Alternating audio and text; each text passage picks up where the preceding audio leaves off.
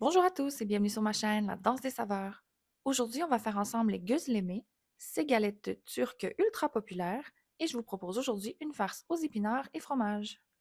Pour les ingrédients, il vous faudra d'abord 2 tasses et demie de farine blanche, environ une tasse d'eau et un quart de tasse d'huile d'olive.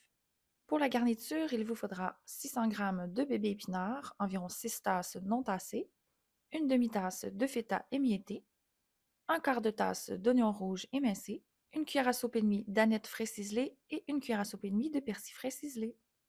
On va d'abord venir préparer notre pâte. On ajoute du sel à la farine. On va bien mélanger. On va ensuite verser l'huile d'olive et on va venir verser petit à petit notre eau en mélangeant d'abord avec une cuillère en bois. Puis lorsqu'on commence à obtenir une pâte, on va pouvoir passer au pétrissage à la main. Vous allez donc transférer votre boule de pâte sur une surface bien propre. Puis vous allez pouvoir continuer le pétrissage pendant environ 5 minutes. N'hésitez pas à ajuster la quantité d'eau au besoin pour avoir une boule de pâte bien souple et non collante.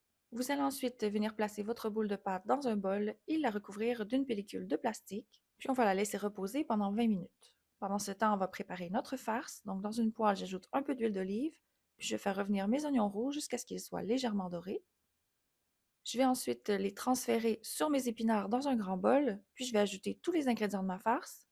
Puis avec des gants, je vais venir pétrir le mélange, bien faire macérer mes épinards. Normalement, pas besoin d'ajouter de sel puisque le fromage feta est déjà assez salé. Après 2 minutes, mes épinards devraient être bien ramollis. Je vais pouvoir ensuite procéder au roulage de ma pâte. Je vais séparer ma boule de pâte en 4 petits pâtons.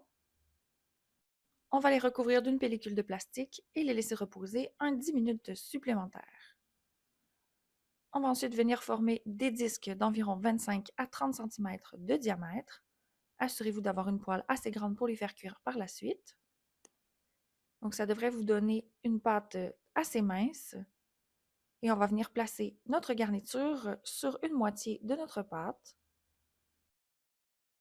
Donc avec une cuillère, je vais venir étaler le quart de ma garniture sur une moitié de mon pain. Je vais laisser une bande d'environ 1 cm à l'extérieur pour pouvoir bien la replier. Je vais venir bien la refermer avec mes doigts. Je vais ensuite venir légèrement aplanir ma galette et puis ce sera prêt pour la cuisson. Donc je procède de la même façon pour mes 4 gözleme. Je vous montre de plus près la technique. Je laisse une bande d'1 cm, je vais bien refermer avec mes doigts, donc je prends le temps même avec mes ongles de replier la pâte. Puis on va pouvoir procéder à la cuisson. Donc je fais cuire à feu élevé à sec. Je retourne plusieurs fois jusqu'à ce que ma pâte soit presque brûlée sur le dessus. Et je fais la même chose avec tous mes gözleme. Pour le service, vous pouvez découper en languettes et servir avec un bon ayran. Je vous donne une recette maison dans la description.